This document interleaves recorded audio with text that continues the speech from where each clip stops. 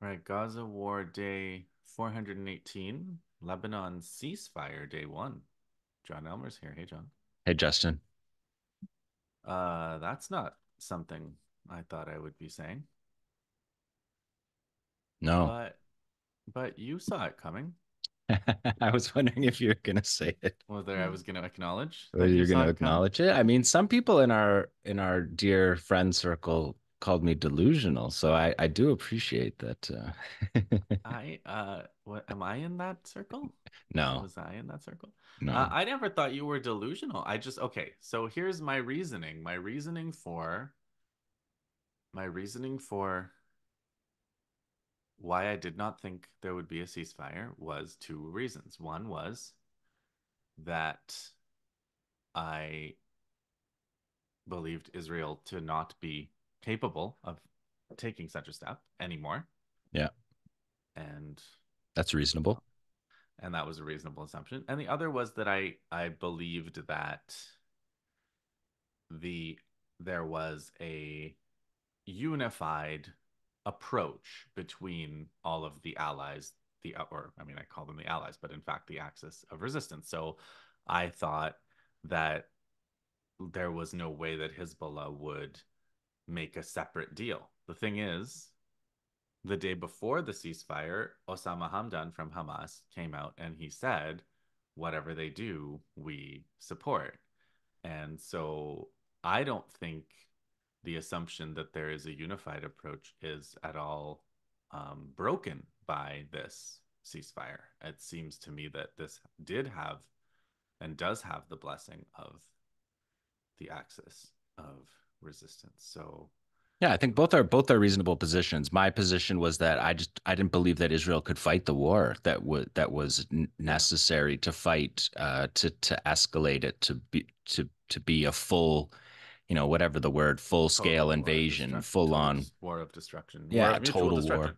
Because yeah, Yeah. I think the reason I took issue with your language to the extent that I took issue with your language was like open war. The idea that this wasn't open war. This was very much open war from September on. But for me, obviously we started to see on Sunday what the war of where we go forward with the destruction of Israel and Lebanon would be like.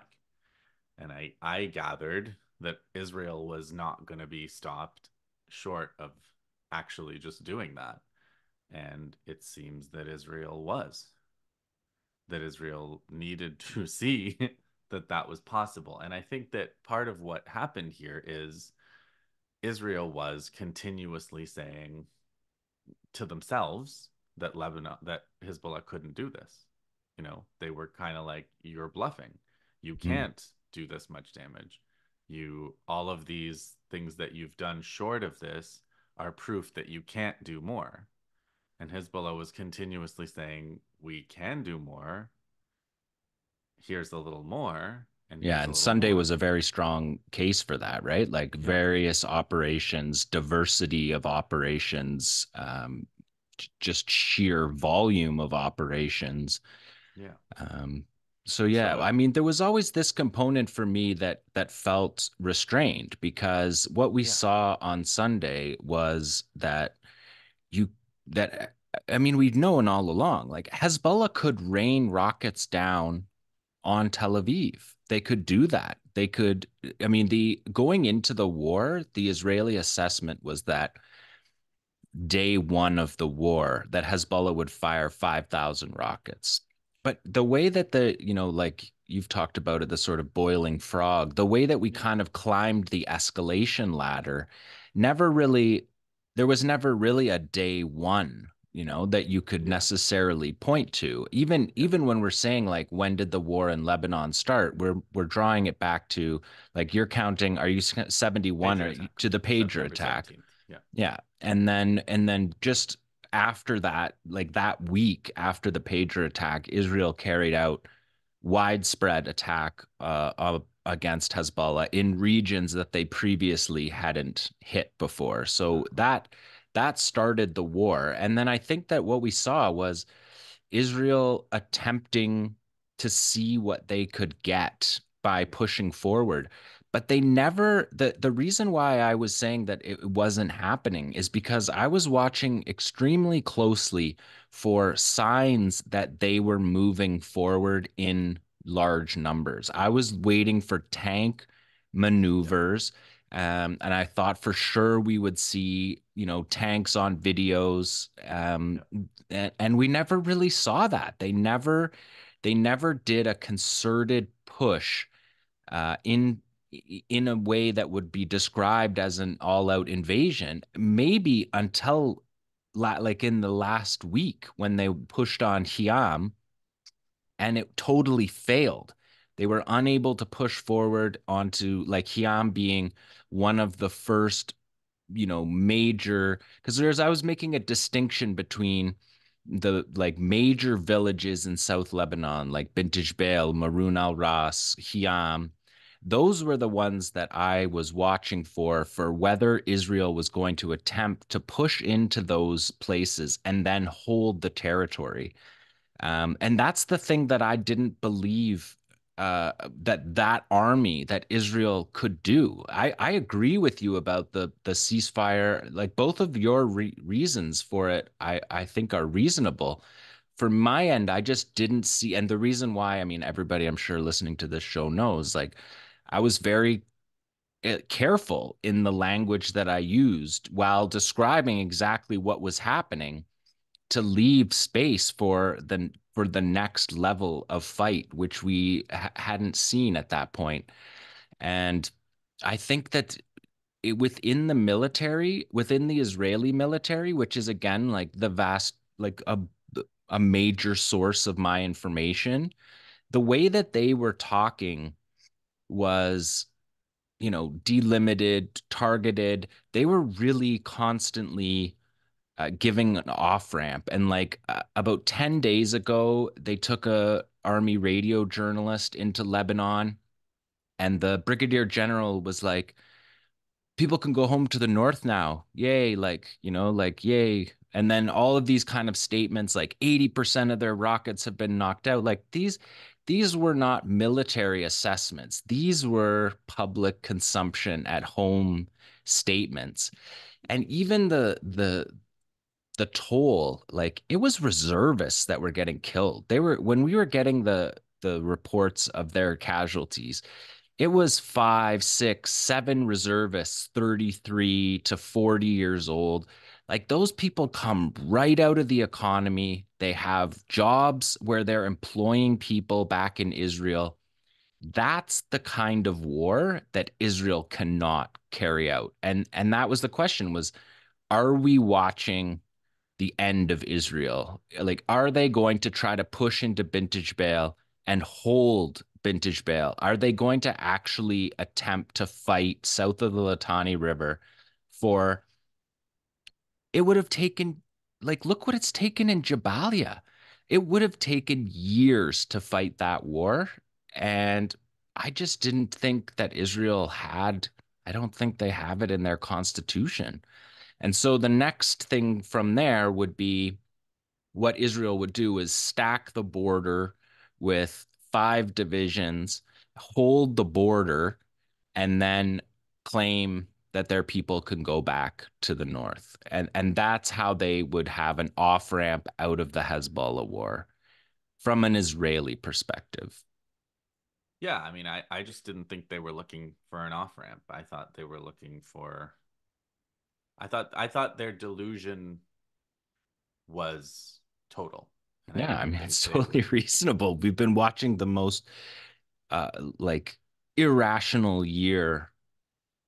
Um, Yeah. I don't know. Is that the Americans? Like, is that where the Americans actually do step in and say, like, the red line is It fighting must it Hezbollah for 5 years? it must be their army. I would think it was their army that said, "Do you Israel's. want it?" Yeah, Israel's army. Absolutely. Whereas, Absolutely. It was them. I assume there was some kind of conversation where it's like you can command the IDF to move forward, and they won't. Yeah. And then Yeah. what They are were you going to gonna call a do? de facto unilateral Yeah, ceasefire. what are you gonna do then? and Yeah. that's not gonna look good. Yeah. Um, and yeah, I So mean, that's what surprised me. The timing was a little bit surprising it was because total I thought surprise. It there was a would be, surprise ceasefire. yeah, It I thought was. we would see like some kind of negotiation. Hezbollah spoke up today through in like secondary speakers and said that it was all indirect. Nobody talked to them. This is an American Israeli. Yeah, no, Yeah, I understand the process was the Americans sent the Lebanese government a draft. This is what Naeem Qasem said. He said the yeah, Americans sent us a draft, sent the Lebanese government a draft. We provided comments. We sent it back, and then Netanyahu had a meeting, and yeah, and he Netanyahu came announced it. out. And so Now, they don't actually know what's on the document. That Netanyahu's document is immediately clear that his document isn't the same as the one that the Lebanese government believes they accepted. exactly. So, and that's just the structural lying that we have come to be Yeah. used to. So the it's that was the thing today. Was it today? Was it today or yesterday? I don't know. When did Netanyahu announce it? Yesterday? Yesterday. Yesterday he announced it, and it kind of the wheels were turning, and Blinken got excited about it, and everybody was a little bit depressed about it, and I was feeling a little bit this way or that way, whatever. But We were like, pacing a lot of pacing. uh, but like, I came to the conclusion, at least by this morning, that it's very clear that what Netanyahu was announcing, I'm sure, is very different than what was agreed to. Yeah. And that's just, if you think Netanyahu is going to not lie, then you are not paying attention.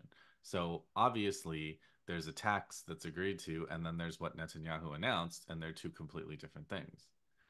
If 60 days from today, the IDF is on the Israeli side of the blue line with their entire north destroyed, and Hezbollah is beginning to rebuild in South Lebanon. I don't see, I mean, it's obviously that they took devastating hits to their leadership, but there's no there's no defeat in this unilateral ceasefire. It's Israel's job as a country to defend its border. They can put as many troops. That's not impressive to me that you Yeah. can drive 5 divisions up to the border and park them Well, there. But you couldn't move the first. They went up and yesterday they took pictures of the Litani. So basically what happened was right. it appears to me that on Sunday, Hezbollah knew this was coming in. They wanted to show what they're capable of and what they're capable of, what their return uh, to the status quo will mean that Israel understands that their air bases in Ashdod are in range, that Tel Aviv is on the table because Beirut is on the table. Mhm. And then the next 2 days, were Monday and Tuesday, were concentrated attacks on bases and positions and settlements in the north. And what Israel did on Tuesday, knowing that the ceasefire was coming, Israel moved Insane. forward further than they have ever been at any point in this war because Hezbollah wasn't going to scrap the ceasefire by, knowing that this Nasrallah has said this all along, like our fighters are too valuable to die for a hilltop that means nothing. We'll just come back the next day and take it, right? We don't, Mhm. it's not a football game where you have to stop the other team at the 1 yard line. So they're Mhm. not going to have their fighters die over something that the next day Israel's going to pull out. So Israel goes up to the Litani, which has an elbow down at the top of the Galilee panhandle. So when people are talking about the Litani, they're talking about through South Lebanon. It runs 40 kilometers across the top of Lebanon. But there's an elbow in the river up at the Galilee Panhandle. And Israel literally walked up to the river, took a bunch of IDF photos on the bridge on the Litani River, and were like, we made it to the Litani. They went through a Christian village where Hezbollah was not allowed to operate by the will of the villagers, which Hezbollah respected. Yeah. It was a pure show. And it just showed that Israel couldn't do it. They couldn't do I They want couldn't to. do that invasion. They couldn't stand on the top. Like, I traveled through the south of Lebanon after the 2006 war, and you could stand at the edge of a town like Bint Jbeil, and you could see the tank tracks running up the hill. You could see where the tank tracks ended. None of that. They didn't get to any of that this war. Well, the pounding of the villages was worse this war than Absolutely, but it was the first artillery and ones. airstrikes. Yeah, airstrikes especially. Yeah. But like I wanted to show this. This was Ali Jazini on the 24th. Just like in terms of the human impossibility of what Hezbollah was actually doing in these villages. He says, as shown in the satellite images of the city, the Israeli armored positioning is on the eastern and northern edges of the city. In the zoomed in shot, there's a Hermes drone in the air. One can only imagine the amount of pressure the defenders of the city are under, which has been subject to shelling for a year. But like the level of shelling and the level of airstrikes in Hiam, and the defenders are just hunkering down, waiting for that softening up to end, and then they have to come out and fight when the Israelis And come they did. on And they ground did. They came out every last week and single time. fought in Hiam and smoked the Israelis. And the Israelis pulled back because the But they did that Israelis are, multiple times they in did it multiple Hiam times. and Shama and Yeah. lots of other places. Yeah. Hiam's the major one that they tried repeatedly. So yeah, and those houses were destroyed at a previous, I mean, they were destroyed in the last 70 days in large, but they were being destroyed for the past year. And that's the difference between the 2006 war. The 2006 war began with a Hezbollah cross-border raid, and Israel chased Hezbollah Hot back pursuit. in hot pursuit back into Lebanon and basically tripped a war right away. And so there wasn't the ability to have the protracted standoff fire that really destroys the landscape. And so when they moved in with their tanks, the units were able to use the buildings and use positions in the mountains, and the Israelis couldn't advance. So this time their plan was I mean, their plan was largely a revenge plan. It was a revenge for the fact that Kiryat Shmona is erased, Metula is erased. Hundreds of these settlements across the north of Yeah. Israel are I mean, I erased. think they had a kind of a grand strategy uh, for Lebanon, and it was different from '06. I mean, not that different. I think their idea was we're going to use the 2,000 pound bomb to depopulate the entire South, force the entire Shia population to be refugees, and then we're going to target anybody who tries to help them.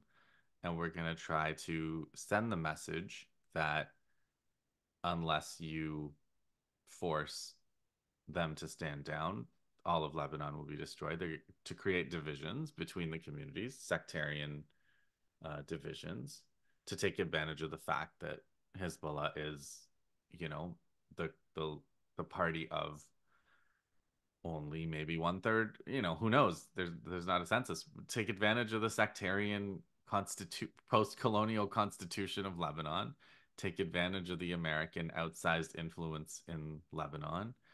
Take advantage of these things to try to pressure Hezbollah to take care of the civilian population of all of Lebanon. They have that responsibility. That Yeah. was the strategy. And Yeah. ultimately, like that's if you want to call it at best, Israel achieved a stalemate. Yeah. And At best. the stalemate was achieved by the savage attacking of the civilian population and the fomenting of sectarian conflict, which has always been Hezbollah's weak underbelly, right? Yeah, and Hezbollah took that responsibility Yeah. as the leadership of Lebanon, a non-Shia state.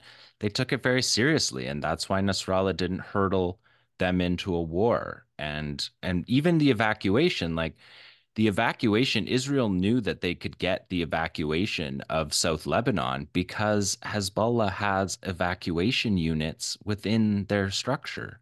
They get the civilians out. That's part of what they do. And that's part of what their membership does when it comes time for that. And they also promise to rebuild. And you're going to see their construction arm step in um, probably almost immediately. Like when I was there in 2006, it was like they literally pitched tents and put signs on the top of the tent, and everybody would come from around and you would say what you lost. And they would come, they sent people into the communities to set up these tents and people to rebuild. And a lot of the rebuilding, like a lot of the villages that Israel was claiming, like sticking flags in and taking photos of, those are like the Lebanese call them chalets. Like they're like villas that were built essentially in recent years because of the strength of Hezbollah, that the South became safe for like rich people to invest in and build houses, and they call them chalets, and that's where um, a lot of those villages that Israel said they were in were like basically just border chalet. They weren't in Hiam. They weren't in Maroun al Ras. They weren't in Aitashab. The propaganda line that Israel has is and uses and tries to foment in Lebanon is the Shia, Hezbollah, don't care about Lebanon. They No. are Iranian puppets. They're part of this wider thing. They're getting you in trouble. They're going to get you killed by us. Never mind. I mean, like, never mind who's actually doing the Yeah. killing. They're going to get you killed for their agenda of Iranian proxy, Palestinian supporter, etc. And, you know, by taking the by accepting the ceasefire, and they didn't go to Israel and ask for a ceasefire. That's very No. important. And like they, but they by if they had said no to Israel's ceasefire offer, they would be giving Israel that argument. They would be giving Israel the chance to say they could have stopped the destruction of Lebanon and Israel. Um, but they're not loyal to Lebanon. They're loyal to this extra Yeah. Lebanon agenda. And so they ended up, so they proved the opposite. Yeah. They allow the government of Lebanon to make to receive this deal. And the government of Lebanon writ large looks at the deal and says, this allows people to return to their homes. It stops our hospitals and paramedics from being bombed. It stops the, million plus, I mean, it's even more than that, displaced people who are living in very dire conditions as the winter is about to set in and has set in many ways. The rains have come, and people were living in very difficult conditions. So the Lebanese government says this is in the interest of the Lebanese state to Yeah. stop this fighting, and that So there you have yeah, it. yeah. So I mean, this is not something you can say no to if you're Yeah, Hezbollah. You can't. You can't. It's a totally different political problem to go to Israel and say we need you to stop and we're willing to give you whatever you want. To then for Israel to come to you and say we're stopping and we want to go back to the status quo before the fight started. yeah. But the And you status quo, not of 2006, which is what the propaganda line is that, oh, Hezbollah's disarming and all that stuff. That's all nonsense. let's Israel is going to pull back from the border, and the border is going to be rebuilt. It's going to be a different equation than 2006. I want to go over the text because the text is out apparently. Oh, is it? Yeah, Tarek just sent it to me while we were on this call. Uh, apparently it was published, yeah, recently. But okay, so let's look at the clauses, okay?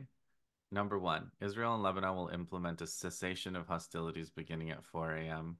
November 27th in accordance with the commitments detailed below. So, cessation of hostilities, this is the new invention. It's less than a ceasefire. Yeah, it's not a ceasefire. A ceasefire was also supposed to always be less, like a ceasefire is supposed to be a lot less than a peace deal.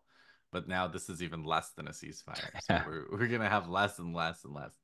From 4 a.m. forward, government of Lebanon will prevent Hezbollah and all other armed groups in the territory of Lebanon from carrying out any operations against Israel, and Israel will not carry out any offensive military operations against Lebanese targets, including civilian, how nice of you, military or other state targets in the territory of Lebanon by land, air, or sea. Yeah, So that's that. good. Yeah. Yeah. Uh, Israel and Lebanon recognize the importance of UNSCR Yeah, 1701. important. So they didn't say that they equivocate on 1701. Well, they commit to taking steps towards its full implementation Yeah. without violation. Steps. They're going to take steps. Yeah. Okay. These commitments do not preclude either Israel or Lebanon from exercising their inherent right of self defense. That's good. Consistent with international law because Israel cares a lot about international law. Without prejudice to UNIFIL or to commitments in UNSCR, Lebanon's official military aid and security forces infrastructure and weaponry will be the only armed groups, arms, and related material deployed in southern Litani area as attached. Yeah. Okay. So Lebanon gets to be the sovereign State. over Yeah. it Of their gets to own be the territory. state. That's good. Okay. We hard to argue with that. Consistent with 1701 and predecessor, in order to prevent the reestablishment and rearmament of non-state armed groups, any sales or supply of arms and related material will be regulated and controlled by the government of Lebanon. Good for them. Additionally, all production of arms and related material will be regulated and controlled by the government of Lebanon. Well, that should hardly need to be stated, really. Obviously. Um, Seven, in order to implement 1701, the government of Lebanon will provide all necessary authorities to Lebanon's official military and security forces and instruct them consistent with 1701 to do. Okay, so Lebanon's military and security forces are going to do A, B, and C. They're going to monitor and enforce any unauthorized entry of arms, dismantle all existing unauthorized facilities, and dismantle all infrastructure and military positions, confiscate all unauthorized arms inconsistent with these commitments. Yeah, I think this is the earlier version. What time did Um, this say this was published? to a to 2:16 General Mountain Time, last updated 12 hours ago. Yeah, so this is the this isn't the version that um the Lebanese, because this is the part where they diverge. Because Netanyahu says that they have to destroy everything that all the weapons, and essentially Yeah, this but is that's what the he was. Lebanese government that's gonna do that. That's gonna it. I'm just saying it could be a difficult job for the Lebanon government to do that. They've had a little bit of difficulty doing that until now, yeah. Yeah, I Um, mean Israel can't do it. So if Israel can't and do it, Israel wants to do it. yeah, and has been trying and spending tens of billions of dollars. So imagine being an army that doesn't want to.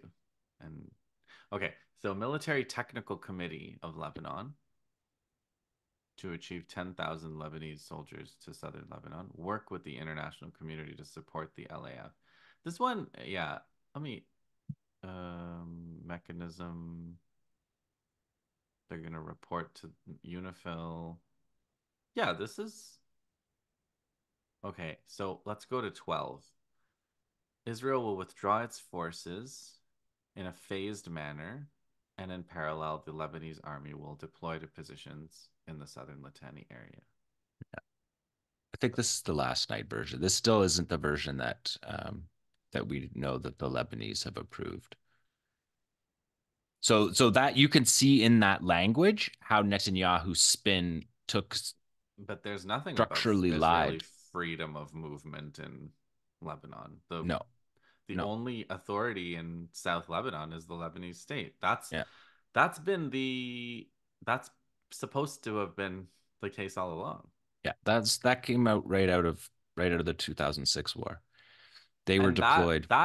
um that was a that was a something that Israel didn't want to agree to in 2006 Yeah, because Israel was agreeing to letting one of their neighbors be a sovereign country, which yeah. obviously they can't do.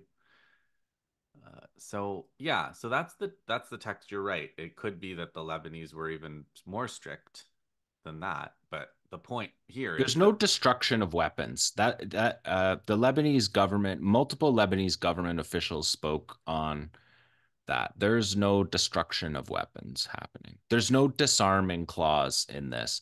And the language around 1701 is that they, you know, aspirationally sometime in the future, like because 1701 said to disarm Hezbollah, and that's the thing that it also said right. Israel wasn't allowed to violate Yeah, Lebanese exactly. sovereignty, but it did say so. That's why far right people and hardcore Zionists say that 1701 said to dismantle Hezbollah, and so there was a point in this war where they were saying implement 1701 was like the line for for these people who buck international law at every Yeah. corner. They wanted 1701 because it does have a disarming clause.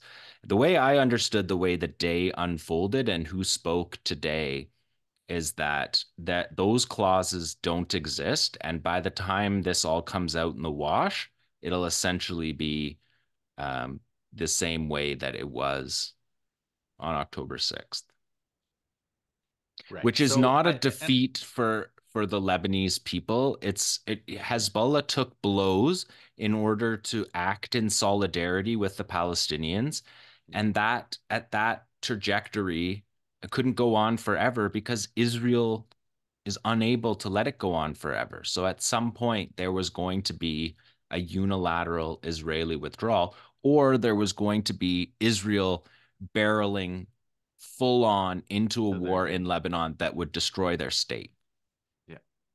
And the question definitely And was open for a while I whether think they Israel was wanted to, going to yeah, do I that. think they wanted to put that to the test. And I Yeah. also think they Yeah. thought that September pager attack and killing Nasrallah, etc., was they could then move forward to destroy And they found out that Hezbollah. they couldn't, And they found right? out that they couldn't.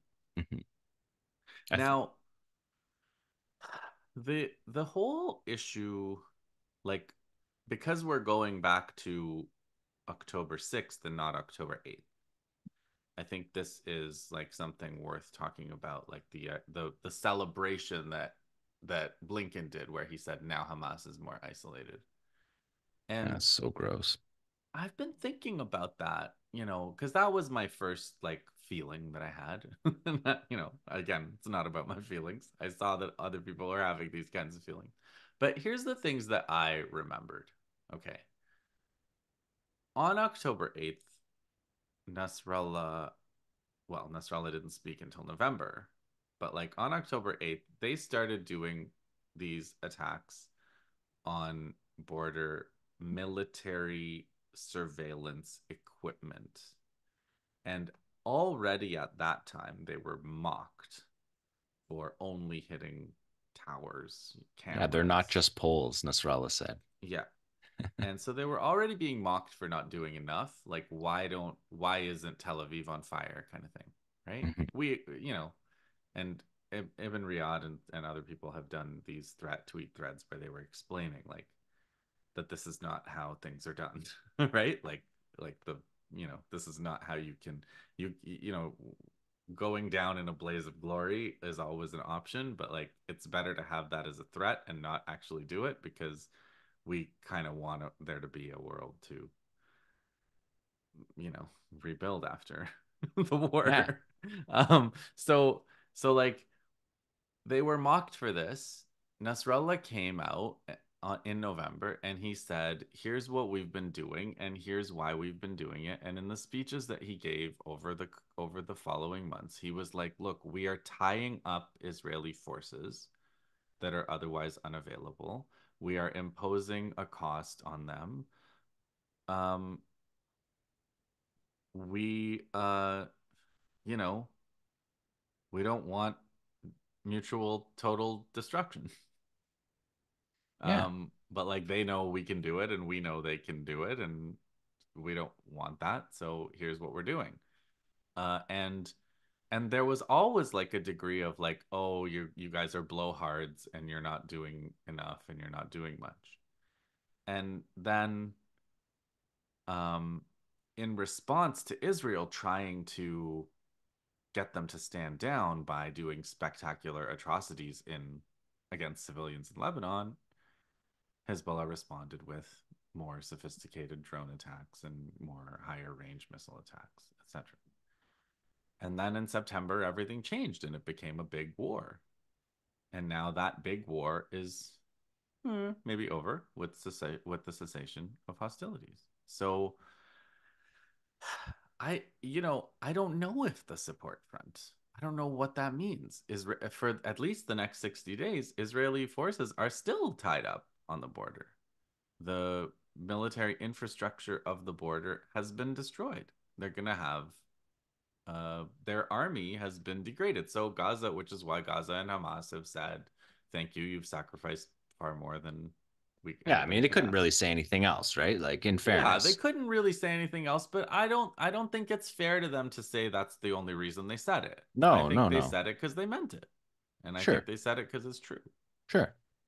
So I guess what I'm saying is the support front issue is not closed. And um like for the next 60 days, Israel is continues to be tied up in north in their north. Um and and assuming as I do that there is a unified approach to this, then the other support fronts will also continue and the collapse of the Israeli military will also probably continue. It's not something they can fix with time. Their economy is not going to needs something more than just time. Their soldiers need time, but they need more than time. They need something worth fighting for and some sign that they could have success. Yeah, because it's clear that they're not that they don't care about their people, right? Like, this is the thing. There was no attempt by Israel to tie Gaza to this ceasefire. So if they did actually believe that Hezbollah would accept the ceasefire proposal, if they were actually cared about Mm-hmm. their people in Gaza, they would have tried to tie that in. Instead, they did this, like you said, like gleeful, like Blinken just like gleefully cheering that they now get to destroy Gaza in isolation. And Netanyahu made 3 points, right? He said, it help Yep. us focus on Iran. But the second point was, we need more soldiers, we need more Mm-hmm. ammunition, and we need more equipment. And Yeah, then so maybe number the three, we ammunition and focus on, equipment is just like games they're playing with no, America. they don't have enough. Yeah, they have all their bulldozers are blown up. Their bulldozers keep getting blown up, and they need more bulldozers and they need more. They can't fight in Jabalia. They're in the day 55 of the siege of Jabalia because they had to send all their troops up to the northern border. So they want to essentially use some of those troops to go back and continue destruction in Gaza, which I think is the on the personal level was what was making us pace the other day when this happened, was because the first thing, because all of our context for all of this is like, how does it help Hmm. Gaza? How does it stop? Like, even when we analyzed things like the pier or these Hmm. ridiculous ceasefire negotiations, we Yeah. did that by, or even thinking like there was a red line with the Americans. That was all ways of being like, this cannot continue in Gaza. Like, Yeah. what is the outlook for this? This cannot be day 418 in Gaza. But And they never stopped in Gaza while they were fighting Hezbollah. They never stopped the genocide in Gaza. So I mean, you know, people you but can they you can withdrew a lot of troops. yeah, yeah, you can certainly say that, Nasrallah was telling the truth when he said we've drawn their troops away from Gaza. He was telling the truth also when he said we can hit all of these targets because they did. Mhm. So that 2012 speech that he made was not a bluff, as Israel learned, especially on Sunday. They finally seem to have gotten it. But um, uh, the fronts were not like they didn't ever. There's no there's no force on earth that can draw all of the air force of Israel away from genocide in Gaza. No, or tens of billions of dollars from the Americans that they constantly give them. Yeah. Yeah. So this is like the resistance is mighty. The resistance is mighty and brave and strategic, but like the the maniacal nature of Israel and America can't, you know, it can't be whatever you're doing, you can't stop them in one big blow, which is why this boiling frog, it's either the boiling frog or we all die, I guess. Um, we should probably go over Hezbollah's statement too, the operations room, where they kind of gave a summary of all the things they did. So since October 8th, there were 4,637 operations over 417 days, 11 a day on average. Um, Yeah, they and kind then of that goes up to 23 a day in the 71-day war yeah, period. So they carried out this low level but consistent daily attacks for 12 months. And then when it came time to escalate, you clearly can see the escalation, yeah. right? The targeting escalation, the weapons usage escalation, the sheer volume of attacks, those Yeah, go and up that was like consistently. very controlled. It was constantly Very controlled. controlled, and it never, other than the 10 shaky days after they killed Nasrallah and everything, they just went right back. They didn't go do any, they didn't come back and do anything crazy. They No, and came they back. operated within the deterrence paradigm, which I Yeah, think is important to say is yeah, that the deterrence paradigm was that they didn't strike the Haifa oil reserves. They didn't strike the energy plant, and neither did yeah. Israel. Israel didn't knock Lebanon's state infrastructure offline. Very Um, simply because they didn't want their own electricity infrastructure Exactly. to be Whereas knocked in offline. 2006, they did. They destroyed all the bridges, they destroyed all the roads. The return in 2006 to their villages in the south was an adventure because all the bridges were out, the power Hmm. was out all the way along the routes. It was a mess. This year, Yeah, they drove on a highway down, and there was 4,000 people killed, 100,000 housing units destroyed, 500,000 children homeless, yeah, devastating. they probably dropped more tonnage, but they dropped it specifically to kill people instead of to try to Just destroy infrastructure. yeah. It's So they both operated within that deterrence paradigm, and that still remains. So which I was think established in 2012, yeah. Which like what that was like, again, I've mentioned this speech many, many, many times where Nasrallah said, "You guys know what I mean when I say we can target all of these things." And I really feel like the Israelis thought after September that that was no longer true. And I think they found out that it's true. yeah, because when you bomb those bases and those operations that are coming down on aimed at military bases, if you are on those military bases or in that army, you can understand that if they simply change the target to the power plant, the fuel reserves, all of the civilian infrastructure that they pointed out in those drone videos that were targets, and then you start putting precision guided missiles on target, which we know they did.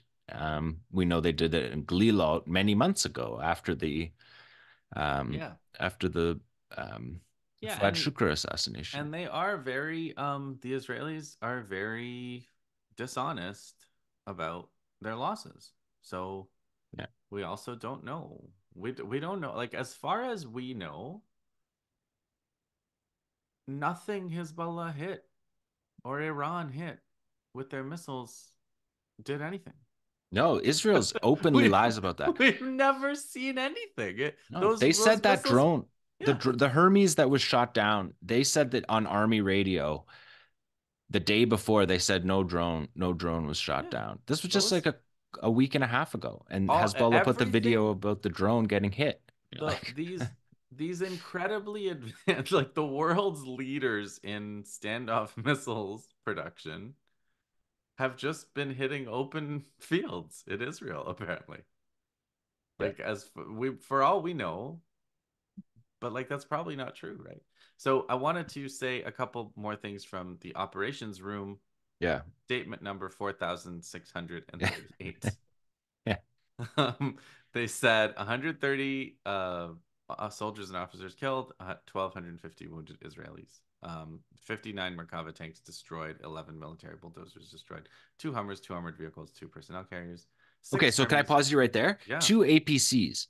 Okay, and I think those APCs, I we're think they on were the Israeli side. M113s and on the Israeli side of the border. Where's the APCs? If you're invading Lebanon, If you're where's the planning to APCs? occupy, And I'm you need looking every day at the field reports. I have a text file where I literally cut and paste every single Hezbollah field report. That's why I laugh when they say 4,638, because I'm like, yeah, I I know. know.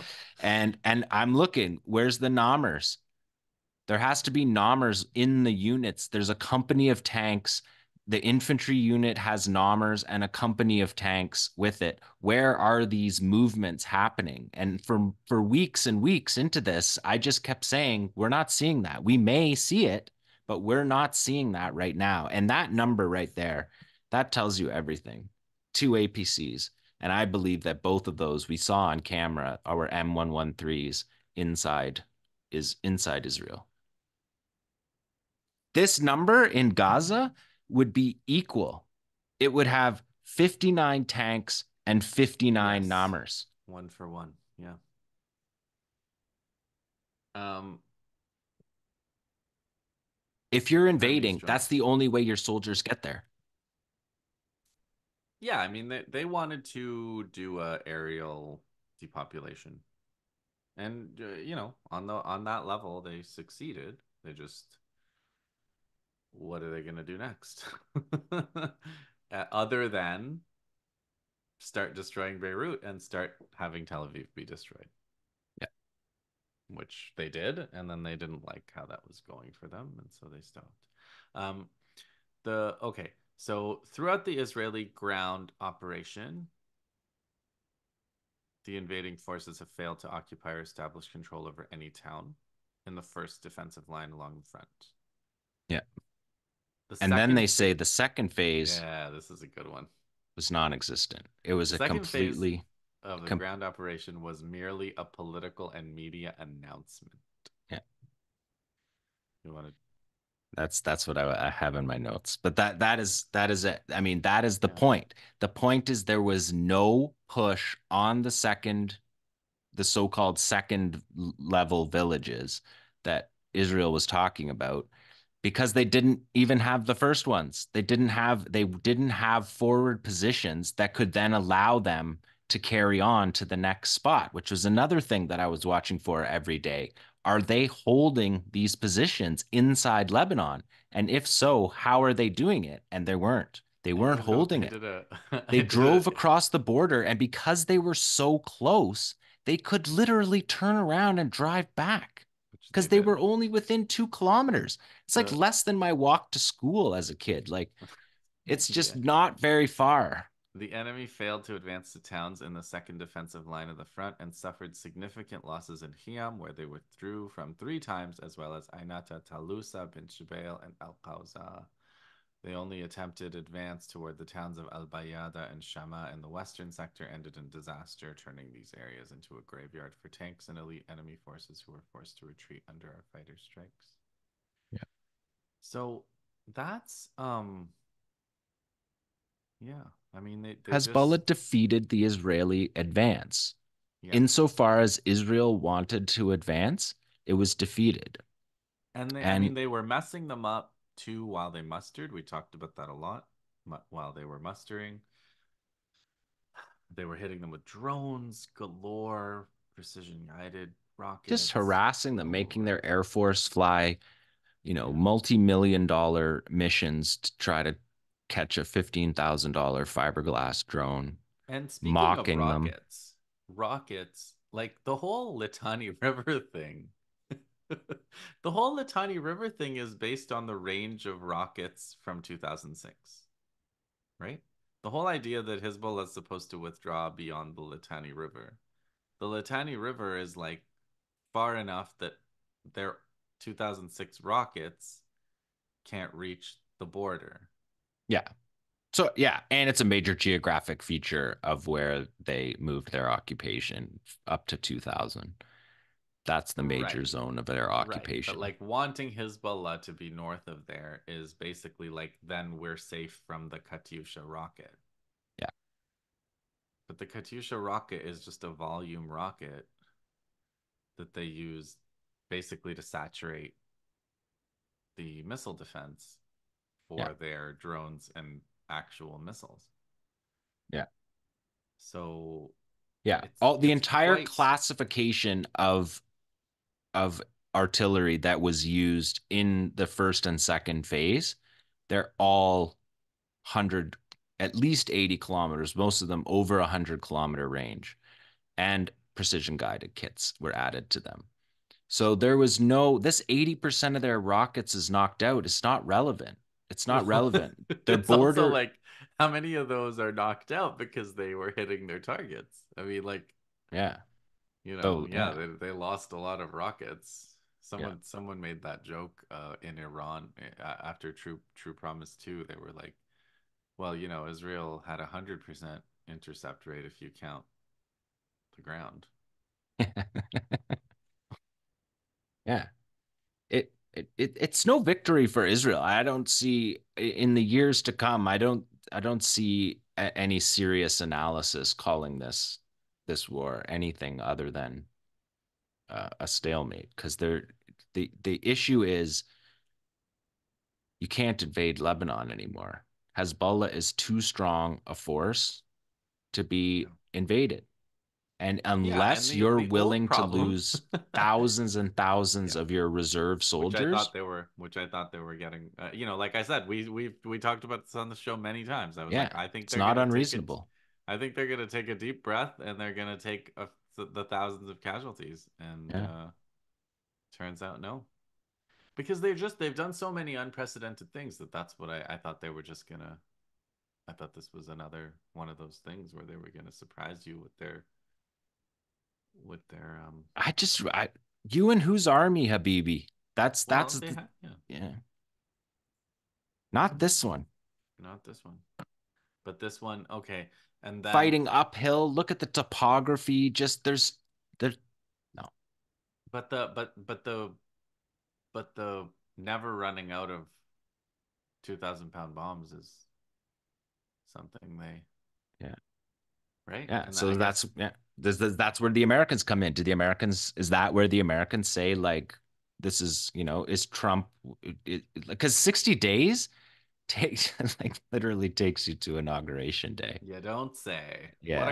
What a coincidence. coincidence. Not 90, not Not 30. 90. I mean, yeah, let's finish this because I want to talk about Netanyahu's lies and what we can learn from Netanyahu's lies before we wrap. But The resistance's defensive strategy is based on a sectorial defense system. Same with Hamas. The resistance prepared over 300 defensive lines south of the Litani River, each at the highest level of readiness. The battles in Bayada and Khiam are clear evidence of this preparedness. And the operations room reaffirms that its fighters across all specialties remain fully prepared to confront Israeli ambitions and aggression. Their And eyes will each remain line would have been fixed. better fighters too, right? Yeah, Probably. yeah, probably. Although, I mean, All due respect. All due from respect to the frontline fighters. that's just how it goes in That's just how infantry. it The is. reserves are always No, I Napoleon's. mean there was a lot of Radwan units that were in that first line of defense, but I'm just saying Yeah, it's not like you're piecing together your third and fourth. no, When you have 300 lines of defense, you you have many tens of thousands of skilled soldiers yeah. who have fighting experience, right? Like there's an entire generation of Hezbollah fighters that have on the ground house to And house fighting experiences from Syria that worked interoperably with the Russians. they've changed up, so we don't know how many Hezbollah lost. They've stopped. Probably it's for the best that they've stopped yeah, reporting every time they lose somebody, which they were doing during the attrition phase before September. yeah, The They remain fixed, their eyes remain fixed on the movements and withdrawals of enemy forces beyond the borders, and their hands will remain on the trigger, defending Lebanon's sovereignty and upholding the dignity and pride of the people. So I just think that, like, you have to read this text and the ceasefire text. Like, you have to understand, and I guess Netanyahu's, if you want to have three texts, Netanyahu's speech, the ceasefire text, and this statement, you have to kind of read them together because it's like very clear that Hezbollah is planning to go on as they've been going. They're not they're not like, and as we lay down our arms. no, no, no. No, and that's what I'm saying. So they're going to be in the exact place they were on October 6th.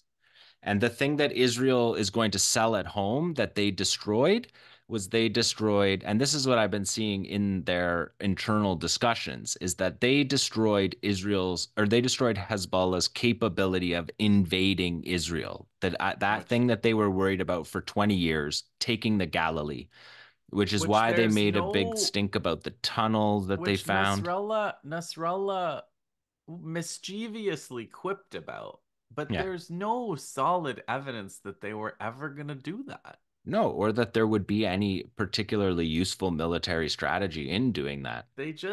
Every time people asked him, he was like, "Yeah, maybe we will. Who knows?" Right? But that's like for Israel to be like, "We have preempted this thing that was going to happen." Yeah. Like, there's no, yeah, again, maybe it will, but it's not it was never like a plan. It was always a threat. It was always like a boogeyman. Like, we've defeated the boogeyman, but the actual boogeyman is still there. Um, Now, the second last and the last paragraph is also like a general. Again, look, do they have to say this? Yeah. Is this what they're gonna say? Yeah. But is it? You know, there could we could also take it as them saying it because they mean it and because it's true. So they said, the Islamic resistance, which has offered its finest leaders and fighters in the path of Allah in defense of its land and people and support of the oppressed in Palestine, addresses you today, all the people, free people of the world, as well as the fighters on the front line. With a salute of armed struggle, martyrdom, and victory, in the name of its fighters, it pledges to every pure soul and every drop of noble blood that it will continue the path of resistance with even greater determination. It will persist in standing with the oppressed, the downtrodden, and the fighters in Palestine, whose capital, Al Quds, will remain a symbol and path for generations, yearning for freedom and liberation. So again, it's not like, sorry, Palestine, like, you know, we're we're leaving you now. We Good luck to you. You know, Yeah. it it's not. That's not the rhetoric. Um, so like, And they fired up till 2 a.m. Israel went right to like 3:45 a.m. mhm. Hezbollah fired its last operation at 2 a.m. Um, but yeah, Israel just such a sick society to be like 4 a.m.'s the deadline. Like Let's let's blow up let's kill civilian as many civilians as we can before that. Let's in get some apartment buildings. paramedics and let's drop a few apartment buildings in the middle of the night. Okay, so Netanyahu, a couple of things about Netanyahu. The idea that we're going to focus on Iran. Now,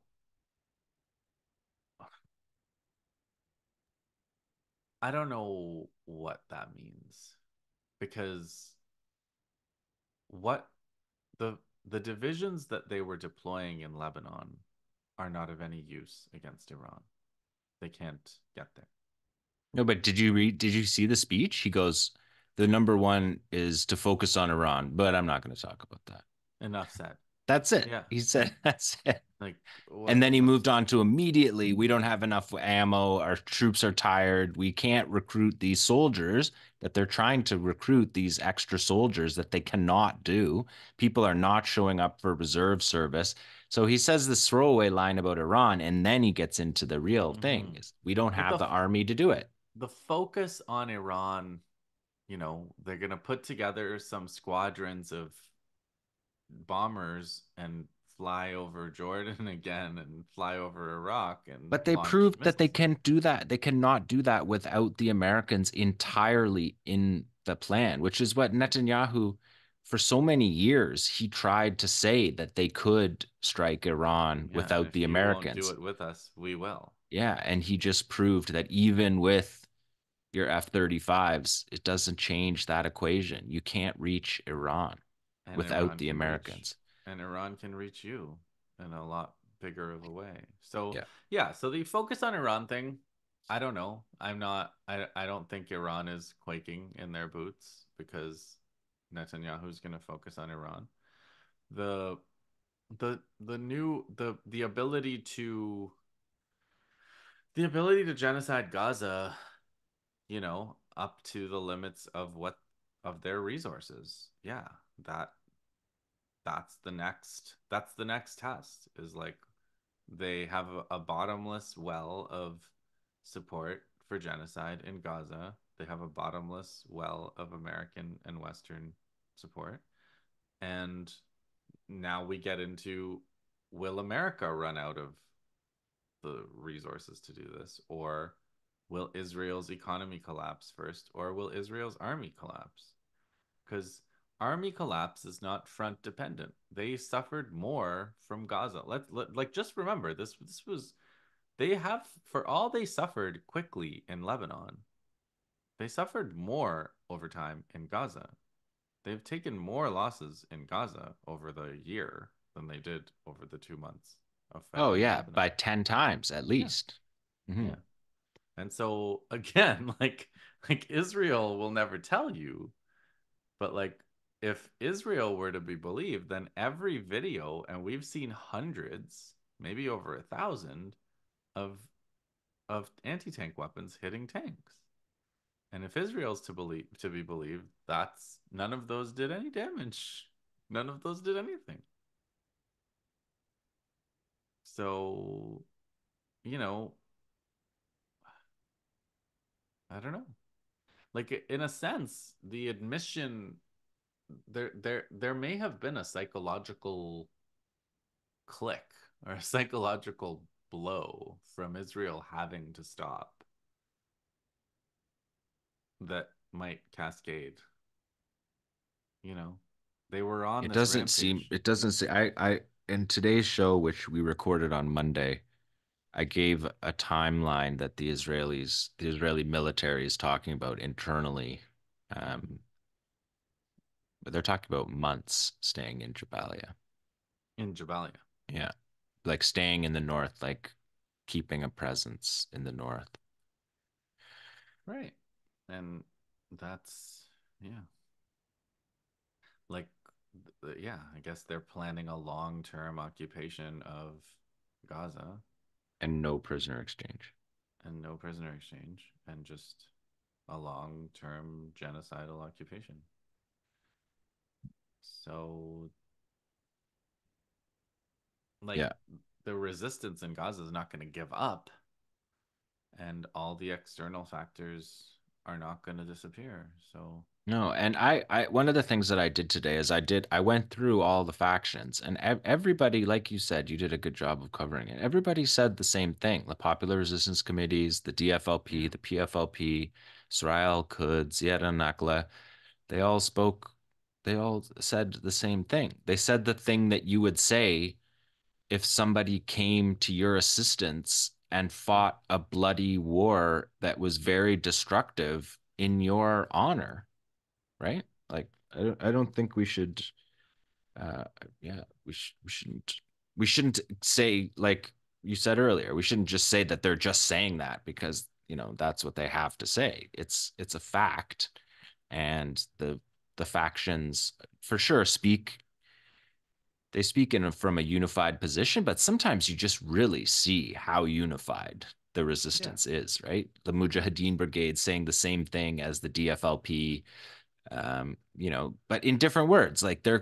they didn't get a memo that said you write this statement like this. Like, the PFLPs is long and detailed, and As they always are. yeah, and the Popular Resistance Committee is like right to the point, and it's just they are appreciative of, and there was no battle in the north that was going to liberate Gaza.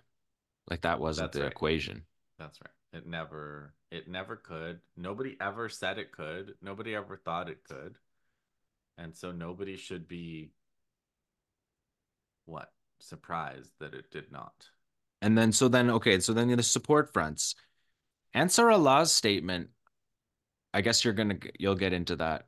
It's tomorrow's the weekly speech, so I guess we'll Yeah. hear more about that. But Ansar Answer Allah today, Allah they were said something. non-committal today. They did not Oh. say they were adhering to any kind of ceasefire, right?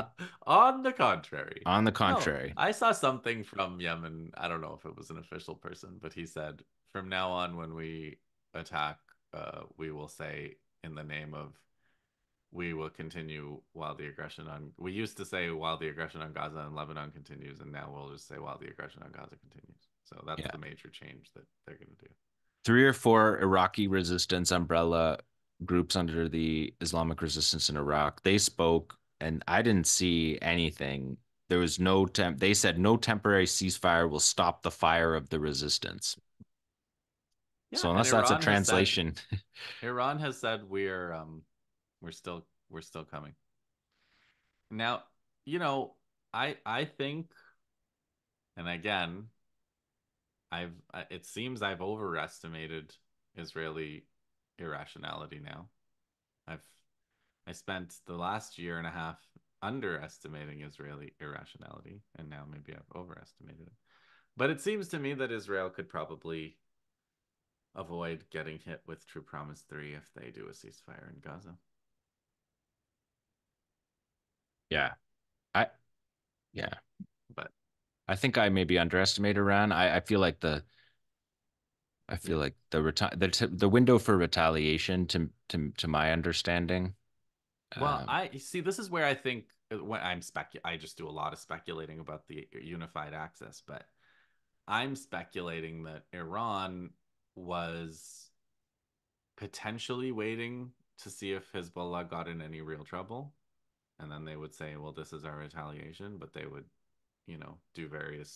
hit various targets that were helpful, particularly helpful to Hezbollah. Or now that Hezbollah is in a cessation of hostilities mode, they may they may take over now. I just think if there is, as I believe there is, some kind of unified approach, then they have to account for these ups and downs. I mean the ceasefire wasn't their idea, right? So they have to go back to the drawing board a little bit. They weren't probably expecting Israel to show up and cease firing. yeah, I mean, there's a lot of envoys that traveled to the, like the Yeah. news story of a American envoy traveling to the region. But like 10 days ago, we heard we are ready for a battle that could take a long time. We are ready for a long war of attrition. I still So, believe they would be, yeah, no, right? but what I'm saying again, once again, I'm experimenting with this idea of assuming people are meaning what they say. Like, I think when they said it, they probably were thinking that was going to be the case. Yeah. Iran, yeah, Lebanon's in a very difficult spot to wage a long-term war of attrition. Their state is in Yeah. a very fragile state, um, Well, yeah, and I and have been mean, for many years. they have been for many years. The destruction of Syria, the American, again, like the incredible, it's like a playground for America, right? It's like an experimental zone for American economics, educational policy, and everything. And you know, the 19th century and the early 20th century, when the Arab world was carved up, there were these like colonial sponsors of different communities. And the French were like, we're going to take care of the Christians. And the British were like, we're going to take care of the Jews in the Ottoman Empire. And then they were like, we're actually going to take care of the Zionists and screw the Jews from the Ottoman Empire. And that continues today, right? Like, what is France doing there? I don't know. What is France doing? France is there because they were it's like France Afrique. It's like the same thing they were doing in Niger and the same thing they're doing in like the the Republic of Congo, like Congo Brazzaville. They're just there like because they were the colonial power there. And it's it's not neo-colonialism, it's just colonialism. And so yeah, like Lebanon is the most modern thing in Lebanon is Hezbollah. Like the most post-colonial thing in Lebanon is Hezbollah. So so there. Yeah, it's the situation in Gaza is horrific, and And we're back to no end in sight. We're back to no end in sight. But we were never not. We were never not since November. November was different. November 2023.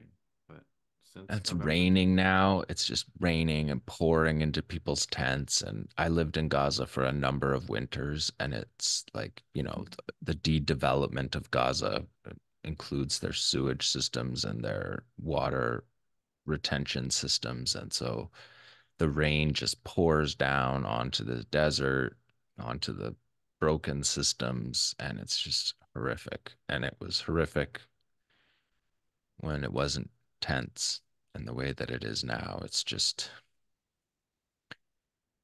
devastating.